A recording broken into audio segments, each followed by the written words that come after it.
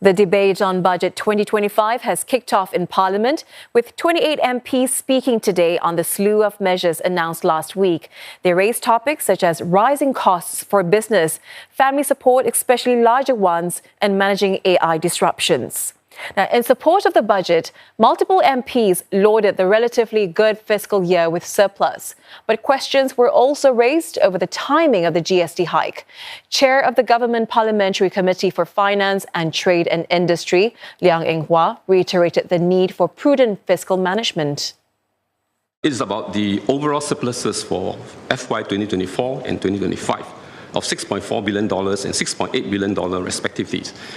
These are eye-catching numbers.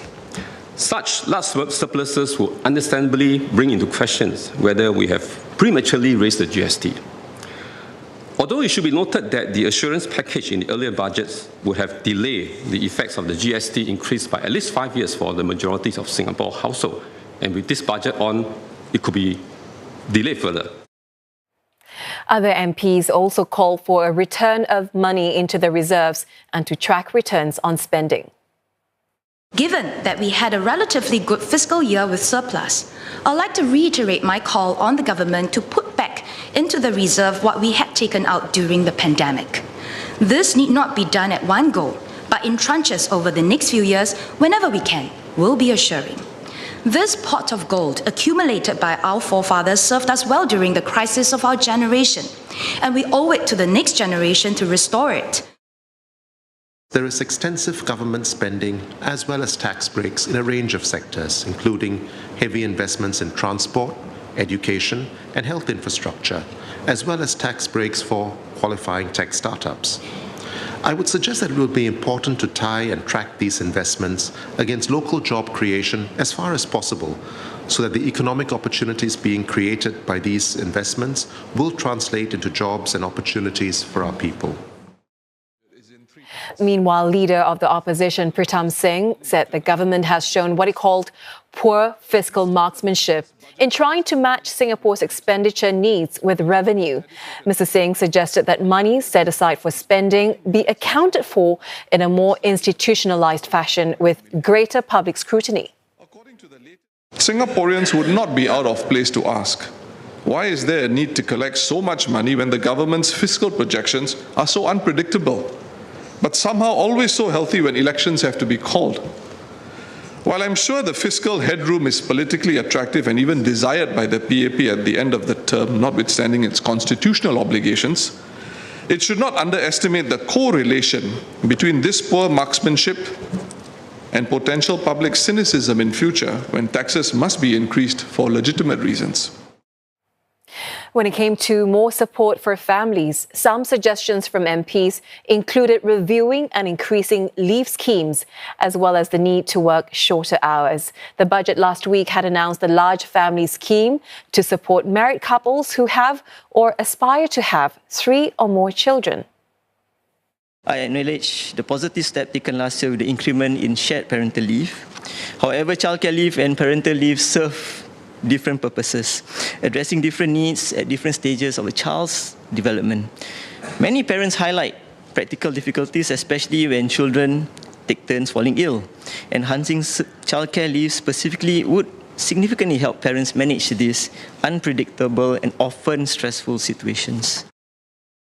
As our baby boomers age and health issues emerge, working children and caregivers would need more family care leave to send their elderly parents for medical visits. But such parental leave will not only allow for working parents to bring their children to the doctors when they are sick, but it can also provide time for working parents to attend at preschool events and celebrations.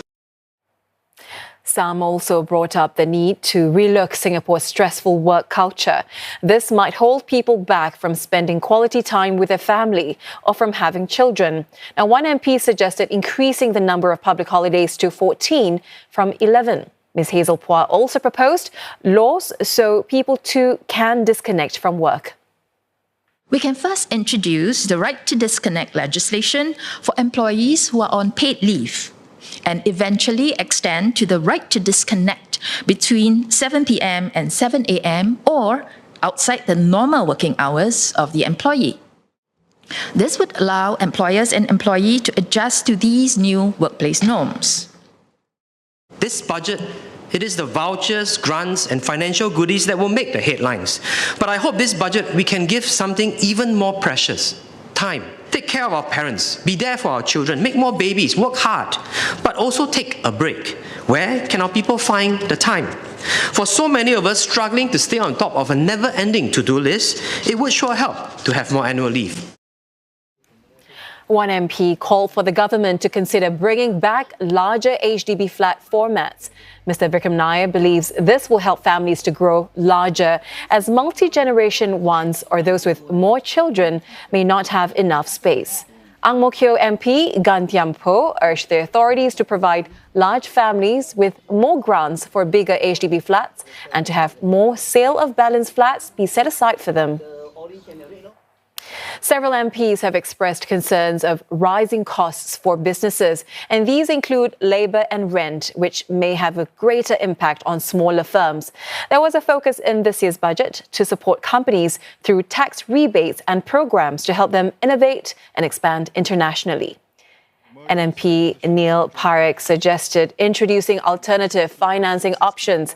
Repayments of such financing could be tied to business performance. This would reduce the burden on companies facing temporary cash flow constraints. Additionally, streamlining the application process and improving loan approval transparency will help SMEs access funding more efficiently, ensuring that financing remains accessible to a broader range of businesses, especially those that may not fit traditional credit assessment models. MP Lim Biao Chuan urged the central bank to look at lowering the borrowing costs for businesses. He also asked if a review was needed to allow more foreign workers into Singapore. Mr. Lim said these workers could fill jobs that don't appeal to Singaporeans, and these include sectors like cleaning, shipping, construction, and the service line. So reviewing the foreign worker ratio will enable businesses to keep their labour costs down. I also urge the government to adjust rental costs for businesses on JTC and HDB-owned industrial and commercial properties, and also to consider reducing rental costs for hawker stores. And I hope that these issues are not sacred cows that cannot be reviewed. MP Denise Phua suggested a task force to investigate the root causes of challenges that businesses face. She said some firms will find it hard to automate their operations. Other MPs also called for more streamlined support to help SMEs better leverage technology and expand their operations. There are resources and support available to help businesses utilize these schemes, but the ease of utilization does vary based on the specific schemes as well as the business's familiarity with that particular process. Business leaders are asking for streamlining of the support schemes, and it would be of great help to companies if they could engage a single point of contact for more integrated and coordinated support as they apply and utilize the schemes.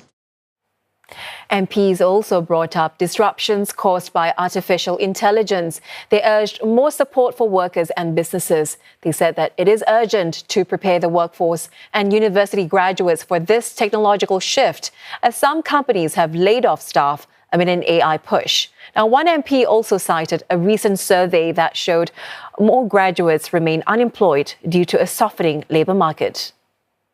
AI adoption must go hand in hand with comprehensive strategies to manage job displacement, retraining, career redefinition, and industry transformation, ensuring that workers are equipped to adapt and thrive in an AI-driven economy.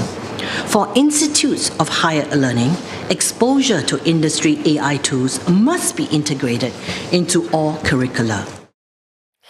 Another MP also suggested building a national AI system anchored on Singapore's values and governance framework. He said this would help reduce biases from external AI solutions that may not align with the country's national interests, and that such a move could also keep sensitive national data secure. We have a unique opportunity to leverage AI to enhance governance, streamline public service, reduce regulatory complexity for business, and empower our research institutes to push the frontiers of science and technology. By embracing AI early, we not only improve governance, but also strengthen Singapore as a trusted global hub for AI innovation, ethics, and responsible development. Several MPs rose to suggest measures to support seniors. One was a mindset shift at the workplace to embrace an aging workforce. Amongst senior workers, many are rightly concerned about the perception of age discrimination at the workplace, and many would also want to prioritize time for loved ones in their golden years. Concerns over physical and mental well-being also means many are hesitant to re-enter or stay on in the workforce in their senior years.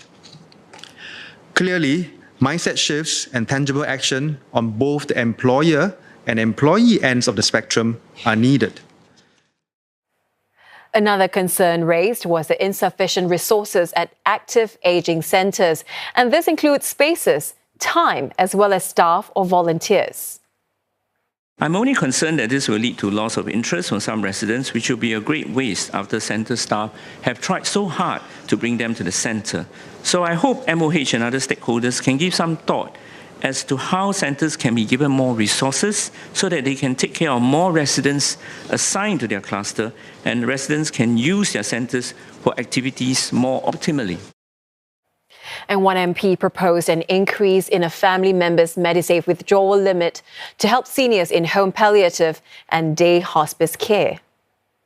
I recommend increasing the lifetime withdrawal limit for seniors with limited Medisave savings when utilising a family member's Medisave, currently capped at $2,500 per patient, to an amount more commensurate to the real cost of such long-term care costs of an average Singaporean senior at the average lifespan that we are enjoying as one of the longest, if not the longest, living people on earth now.